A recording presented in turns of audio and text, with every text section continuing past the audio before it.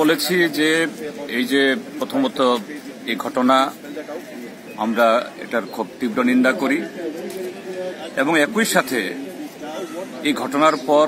দেশের বিভিন্ন জায়গাতে একটা অংশের তরফ থেকে যে সাম্প্রদায়িক একটা সুশ্রয় দেওয়া হচ্ছে এবং কিছু ঘটনাও হয়েছে তারও আমরা নিন্দা করি। আমরা দাবি জানিয়েছি যে এই সমস্যার সমাধানে শুধুমাত্র বল প্রয়োগ নয়, তার সাথে সেখানে এই কাশ্মীরের সমস্ত স্টেক হোল্ডার্স, সেখানকার জনগণ এবং গণতান্ত্রিক বিভিন্ন সংস্থা তাদেরকে যুক্ত করতে হবে এবং এই যে প্রচেষ্টা এটা যেন লাগাতার থাকে। তার সাথে আমরা এটাও দাবি করেছি এখন যে পার্লামেন্টে যে সমস্ত দলগুলো প্রতিনিধিত্ব করছে তার লিডারদের মিটিং হয়েছে, অতি সত্বর আমাদের প্রধানমন্ত্রী যেন সমস্ত রাজনৈতিক দলের নেতাদের নিয়ে মিটিং করেন